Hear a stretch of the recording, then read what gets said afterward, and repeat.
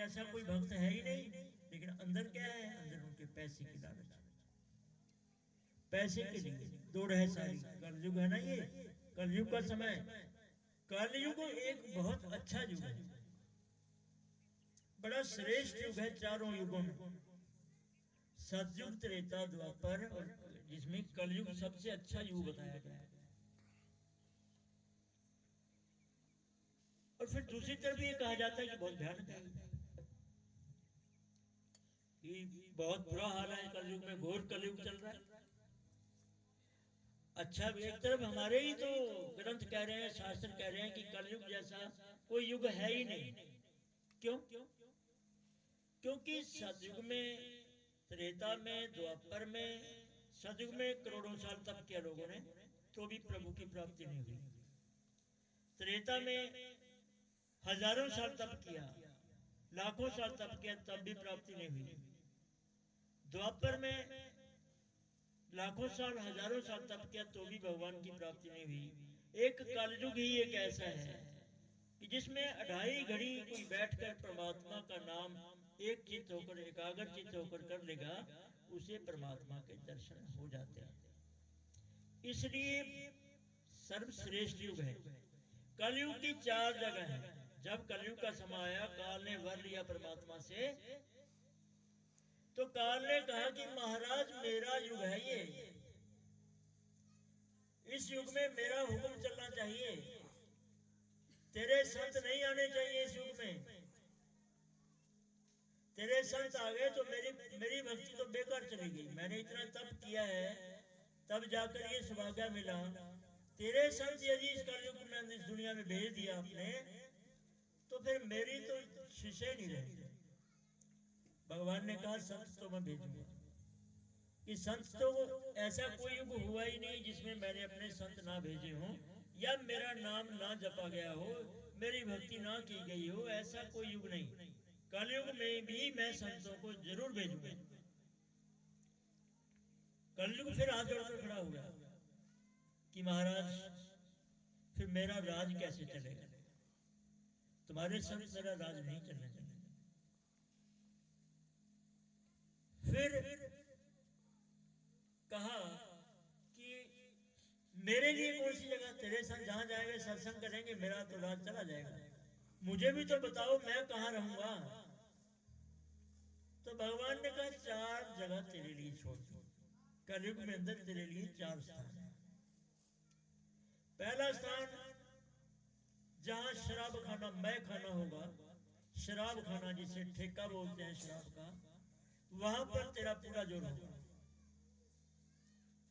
दूसरा, जहां जीव काट कर उनका मांस बेचा जाता है, वहां तेरा पूरा राज होगा। तीसरा, जो औरतें जिस्म फरोशी का धंधा करती हैं, वैश्यावृत्ति करती हैं, उस वैश्य के कोठे पर तेरा पूरा पहरा होगा, वहां भी तेरा राज चलेगा। चौथा, जहां सट्टा और जुआ खेला जाएगा या खिलाया जाएगा, वहां भी तेरा पूरा पहरा रहेगा, वहां पूरा तेरा हुक्म चलेगा। इन चार जगह के बगैर तेरे लिए स्थान नहीं है। तो भगवान ने कहा ठीक है, काल ने कहा ठीक है।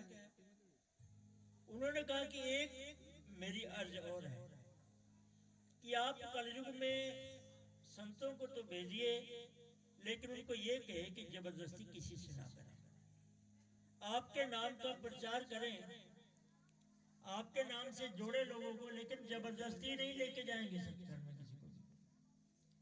भगवान ने कहा तो था, तो ये भी हो जाएगा। तो आज देख लीजिए आप, जितने लड़ाई झगड़े दंगे फसाद ये सारी जगह पर, ये तो शराब ठेके पे जाकर दारू पीकर आदमी झगड़ा करता है, दारू पीने के बाद फिर वो कसाई खाने में जाता है जहां मांस बनता है, ये सब करने के बाद वैश्य के कोठे पे जाता है, ये सब करने के बाद फिर कहता है जुआ खेलेंगे, सट्टे की पर्ची लगाएंगे, एक नंबर तो लगा लेंगे सट्टे का। चारों जगह जो है ये कलयुग का पूरा पहरा है। सत्संग में भी कलयुग का पहरा है। कहाँ? भगवान काल ने कहा कि सत्संग में भी तो मुझे जगह दो। कहते सत्संग में भी तेरे लिए एक जगह है, जहां संगत जोड़े घोड़ती है उस जगह पे तेरा पहरा रहेगा। कि जहां संगत की जुतियां पड़ी होंगी वहां तेरा पहरा रहेगा। आपने देखा होगा कि संगत जुतियां खोल के अंदर बैठ जाती हैं तो पीछे से जुती गायब। जुतियां उठा लेते हैं लोग, बदल लेते हैं, कोई उठा के ले जाता है, वो प्राणी छोड़ गया नहीं ले गया। वहां कलयुग का पहरा है। इस कलयुग के अंदर 2.5 घड़ी भी आप एकाग्रचित होकर किसी गुरु से, किसी भेदी से शब्द लेकर, परमात्मा के नाम का भेद लेके 2.5 घड़ी उसका सिमरन रोजाना करते हो। 2.5 घड़ी सिमरन करने से भी परमात्मा के दर्शन हो सकते हैं। नाम कोई भी हो, परमात्मा के बहुत नाम है, अनगिनत नाम है परमात्मा के। किसी नाम से तो उसे याद करना ही होगा ना। विष्णु सहस्त्र नाम में 1000 नामों से विष्णु भगवान ने भगवान को बुलाया, परमात्मा को पुकारा, तब जाकर भगवान प्रसन्न होकर उसे कमल लाइन श्री हरि का दर्जा दिया। जाप साहब में 1200 नाम से श्री गुरु गोविंद सिंह जी ने भगवान को पुकारा, 1200 नामों से। उन 1200 नामों से पुकारा। उन नामों में ही कोई नाम ऐसा था जहां से प्रसन्न होकर परमात्मा ने श्री गुरु गोविंद साहब जी को शक्ति प्रदान की जुल्म से लड़ने, जुल्म का खात्मा करने। नामों में, धर्मों में कभी नहीं उलझना चाहिए। नाम कोई भी हो, परमात्मा एक ही है। परमात्मा एक ही है, उसमें कोई फर्क नहीं। इंसानों ने फर्क बना रखा है। कोई कहता है मैं राधा स्वामी ब्यास में जाता हूँ, राधा स्वामी ब्यास का सेवक हूँ, हमारा डेरा बहुत अच्छा है। दूसरा कहता है मैं तो डेरा सच्चा सौदा सिरसा में जाता हूँ, वहां का प्रेमी हूँ। तुम्हारे तो कुछ नहीं होता, हमारे बाबा जी तो बहुत अच्छे हैं।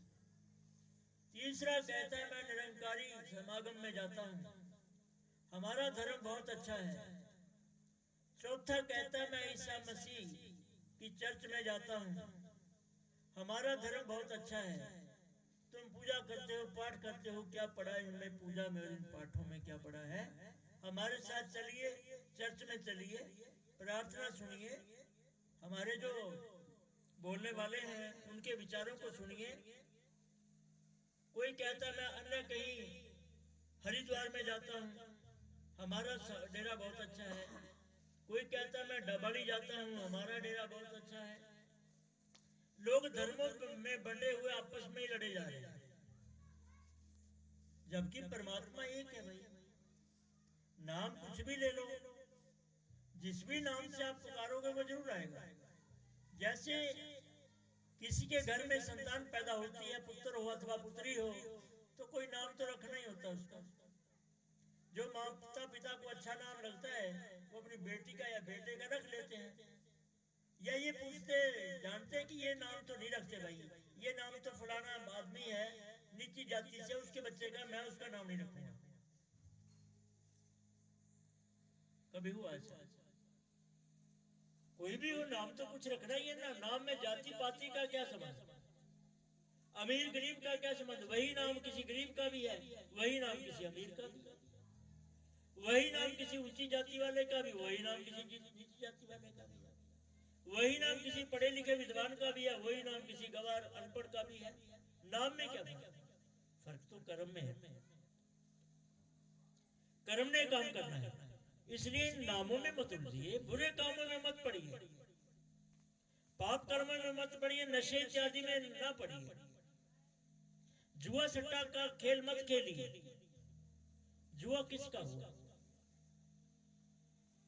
जुए से आज तक किसी ने कमाया नहीं, सट्टे से आज तक किसी ने कमाया नहीं है। सट्टा लगाने वाले से जो खाई वाली करवाता है वो कहता है मैं बहुत पैसे कमाता हूँ। बिल्कुल कमाते हैं, इसमें कोई शक नहीं, लेकिन वो खाई वाली का पैसा टिकता नहीं हो। मैंने कितने खाईवाल देखे सट्टा लगवाने वाले मेरी नजर में, जिनकी तूती बोलती थी। अरे खाना खाने भी रतिया से हिसार जाते थे गाड़ी पर, भले जमाने में, आज नहीं, भले समय में खाना खाने गाड़ी लेके हिसार जाया करते, खाना खाने होटल में, क्योंकि सट्टा खाई वाली करवाते थे, पैसे बहुत मिलते थे उनको। और वही लोग मैंने खोखा लगाकर चाय बेचते थे।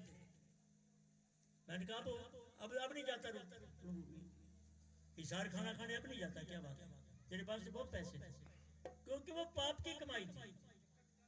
सट्टा लगवाना और सट्टा लगाना दोनों ही तो बुरा है ना। जुआ खेलना और जुआ खिलाना दोनों ही तो बुरी बातें हैं, अच्छी बात नहीं है। सट्टे में परिवार हार दिया, पांडवों जैसे ने द्रौपदी हार दी, पूरा राज हार दिया। जुए में क्या मिला?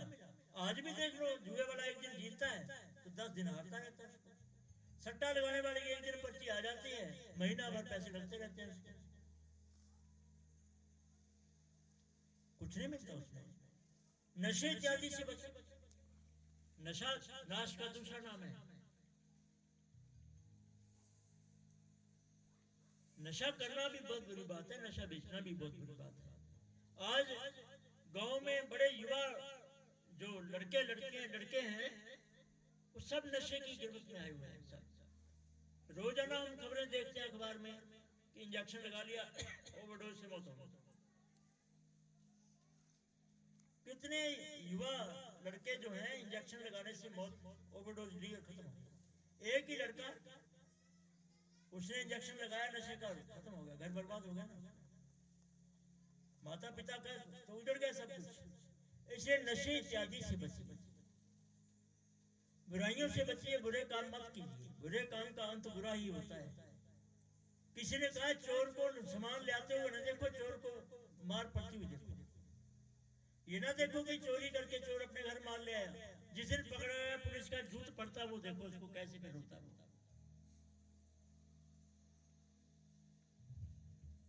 मालिक की बंदगी करनी है तो हमें बुरी आदतें छोड़नी होंगी, बुरे आदमियों का संग छोड़ना होगा। साकत का संग नहीं करना। गुरबाणी कह रही है बात कि साकत संग न कीजिए, संगत करिए साधु की। कि संगत करनी है तो किसी साधु की संगत करो, किसी गुरुमुख की संगत करो, साकत का संग ना कीजिए। संतों का जो मार्ग है उस मार्ग पर चलिए। संत का मार्ग धर्म की पौड़ी, कोई बड़ पागी पाई। कि बड़ी किस्मत वाला होता है इंसान जो संतों की संग करता है, संतों की वाणी सुनता है, उस पर अमल करता है, कोई बड़ पागी मालिक मेहर करे। इसलिए बुरा मत कीजिए, बुरे का अंत बुरा ही है, आज नहीं तो कल। और यदि अच्छा काम करोगे, सच्चे मार्ग चल रहे पुस्तक करे जहां। अगर आप अच्छे कार्य करेंगे तो दुनिया में भी तुम्हारी बड़ाई होगी, और बुरे काम करोगे तो उसका अंत बुरा ही होगा। मैंने कहा ना कि किक्कर को कभी सेब नहीं लगने वाले, चाहे लाख कोशिश कर दो। और सेब के पेड़ को कांटे तुक्के लगने वाले नहीं। अच्छे कर्म कीजिए, परमात्मा के नाम से जुड़िए, भगवान के नाम से जुड़िए।